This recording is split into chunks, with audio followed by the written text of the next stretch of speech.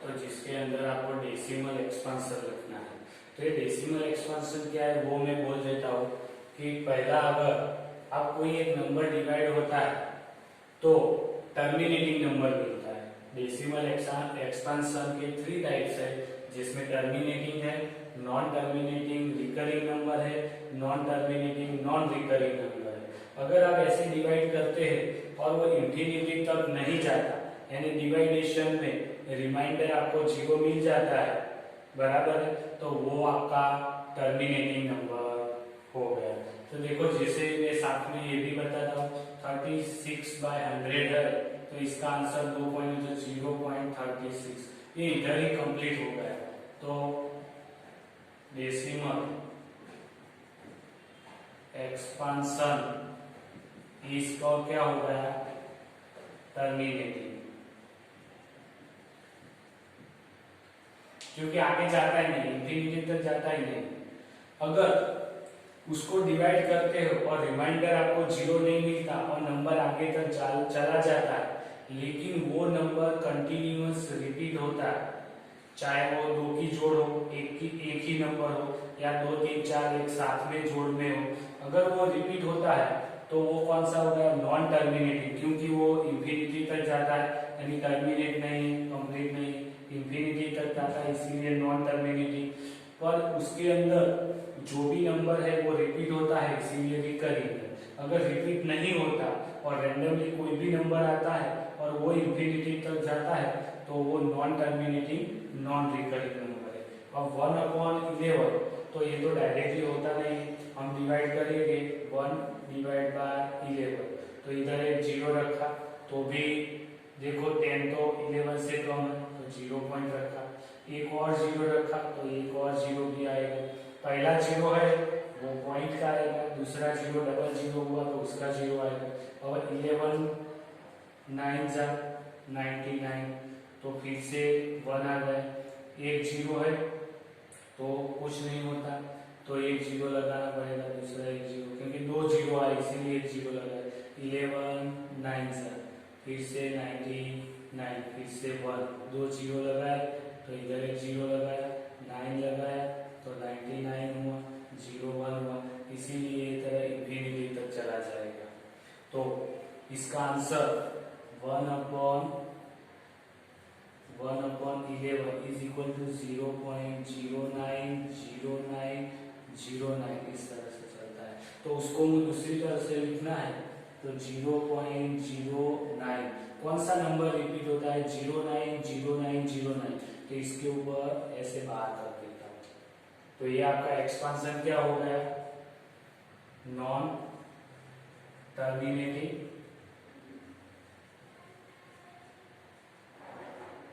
And non recurring, बराबर, क्योंकि infinity तक जाता है इसीलिए नॉन टर्मिनेटिंग है, पर नंबर रिपीट होता है 0909 इसीलिए नॉन रिकर, सॉरी इसीलिए रिकरिंग नंबर है। अब देखता है ये देखते हैं तो 8 4 जा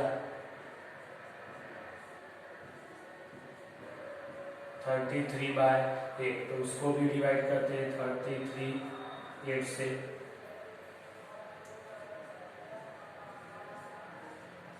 एक 0 डाला तो पॉइंट आ गया, 8 1 जा 2 0 आया तो 16 4 0 डाला। देखो इसके अंदर देखो इंफिनिटी तक जाता है नहीं, क्यों, रिमाइंडर 0 आ गया, तो ये नंबर है कौन सा हुआ, इसके जैसा टर्मिनेटिंग नंबर ही हुआ।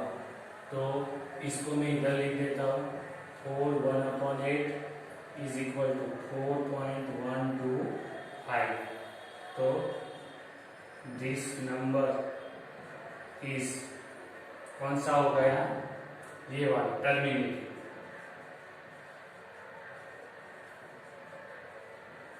टर्मिनेटिंग क्या हो गया, डेसिमल एक्सपांशन, उसका डेसिमल एक्सपांशन क्या हो गया, टर्मिनेटिंग हो गया। तो आपको इस तरह से करना है।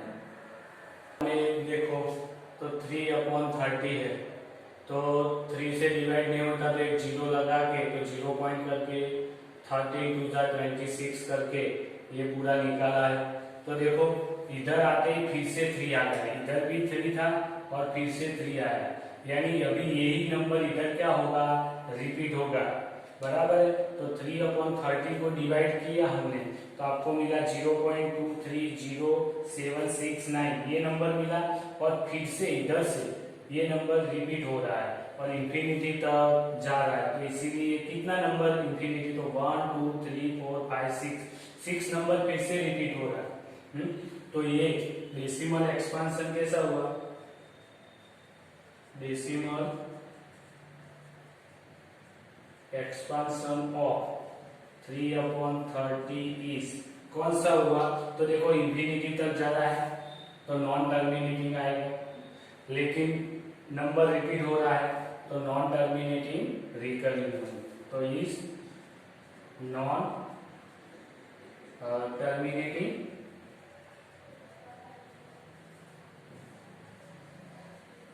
Recurring numbers. तो इसका डेसिमल एक्सपांशन हुआ non terminating recurring number. 5 number वाला है 2/11 है, तो 2 था तो 11 से नहीं होता तो एक जीरो रखा, इसीलिए 0 पॉइंट किया, तो 11 बचा 11 और 11 8 जा 88, तो 2 मिला तो फिर से 2 रिपीट होता है, यानी 1818 नंबर इधर से रिपीट होता है, तो 18 के ऊपर बार हो गए।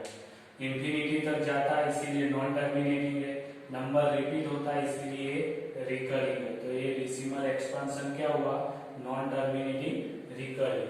इस तरह से 329 डिवाइड बाय 400, तो मैंने क्या किया 329 डिवाइड बाय 4 into 100, तो पहले 4 से डिवाइड कर दिए तो मिला 822.5, तो वो लिखा, और 100 तो था नीचे तो 100 के भी 2 पॉइंट काटे इस तरफ, तो 8.225 मिला। इधर देखो रिमाइंडर 0 आ गया, यानी इंफिनिटी तक जाता नहीं है, तो वो नंबर कैसा हो गया, टर्मिनेटिंग हो गया, तो डेसिमल एक्सपांशन इसका क्या हो गया, टर्मिनेटिंग हो गया। ये है एक्सरसाइज 1.3 का क्वेश्चन 2 है, जिसके अंदर आपको 1/7 का डेसिमल एक्सपांशन करके दिया है। इधर 142857 रिपीट होता है इसीलिए उसके ऊपर बात किया है, तो बाकी की जो वैल्यू है वो आपको बिना डिवाइड करे डायरेक्टली ही ढूंढनी है। तो इसके लिए हम क्या करेंगे, 2/7 है तो 2 मल्टीप्लाई 1/7 लिख सकता हूँ। इसका मतलब क्या होगा, 2 मल्टीप्लाई 1/7 क्या है 0.142857 बार, तो इन दोनों का मल्टीप्लिकेशन करना है, तो वो मैं इधर करता हूँ 0.142857 मल्टीप्लाई 2। अभी देखो अभी ये पॉइंट को भूल जाओ, खाली 14257 मल्टीप्लाई 2 है, 7 2 जा 14,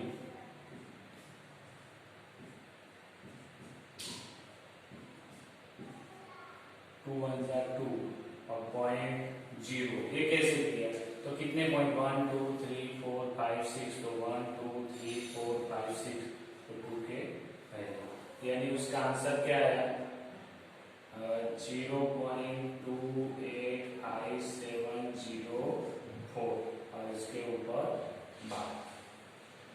अब दूसरा देखते हैं, 3 मल्टीप्लाई 1/7 लिख सकता हूँ इसको, तो 3 मल्टीप्लाई 1/7 0.142857 बार। तो फिर से इन दोनों का मल्टीप्लिकेशन करते हैं, 0.142857 मल्टीप्लाई 3, 7 3 जा 21, 1 5 3 जा 15, 17,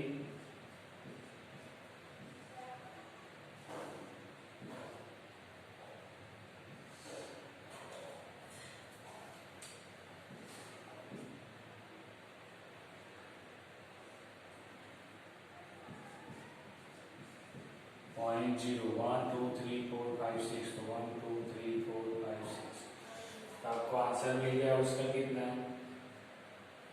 0.42857 और उसका बार इस तरह से 3/4 वाला है तो 4 मल्टीप्लाई 1/7 लिख सकता हूँ।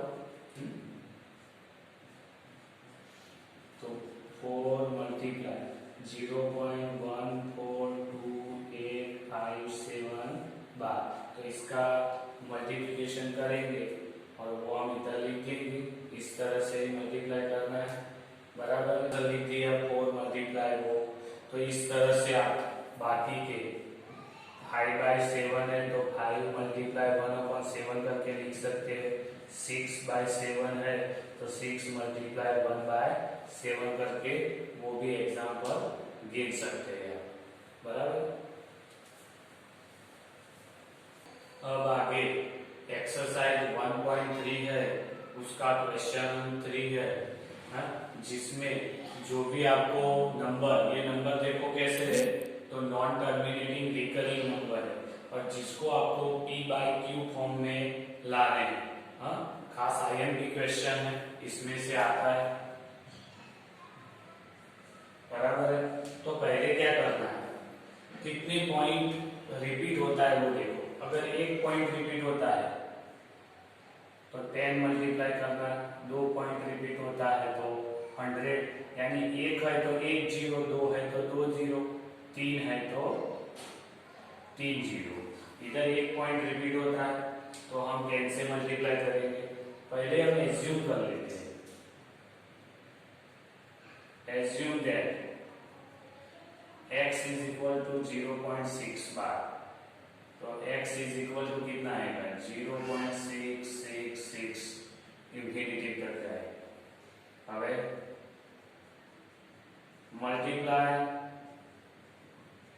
बोथ साइड बाय 10, क्योंकि एक ही पॉइंट है इसीलिए 10 से, तो इधर कितना आएगा 10x is equal to 0.666 multiply 10 आएगा, तो 10x इज इक्वल टू, देखो 10 से मल्टीप्लाई वाले एक पॉइंट कटेगा इधर, तो 6.666 आएगा।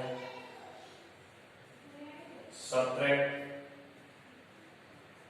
बोथ साइड बाय x, अब दोनों तरफ से x माइनस कर दे, तो 10x minus x is equal to 6.666 minus x, तो इधर तो आ गया 9x, 6.666, अभी माइनस x की वैल्यू में लिख सकता हूँ 0.666,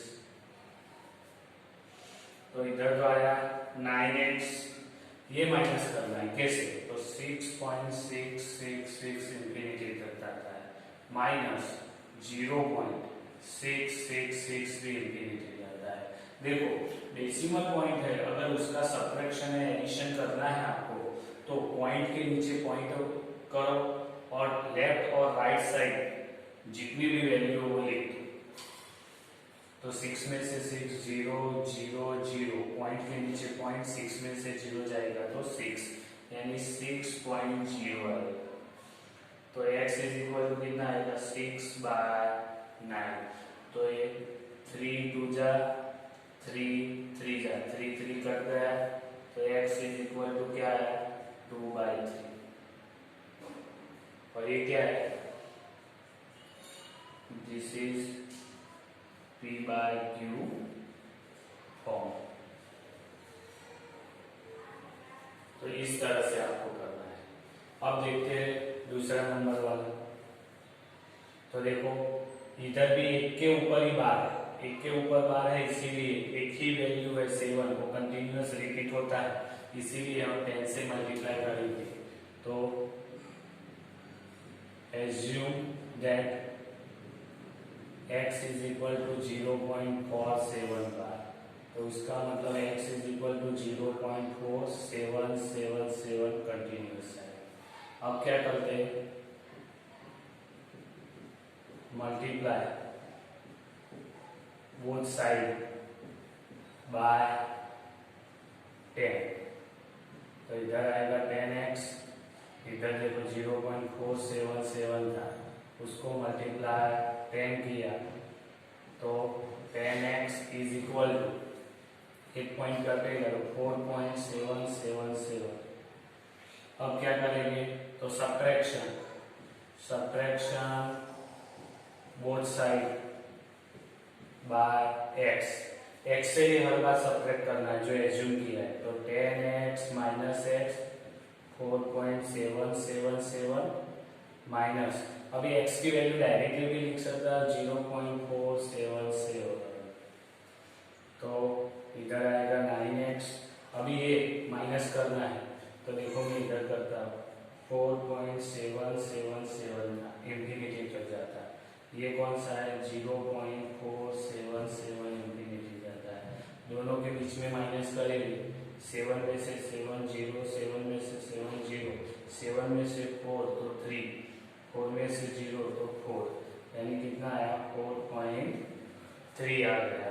तो अब इधर लिखेंगे x is equal to 4.3 divide by 9, तो x इज इक्वल टू 43 लिखेंगे तो नीचे 9 इंटू 10, तो x is equal to 43 by 90, जो क्या है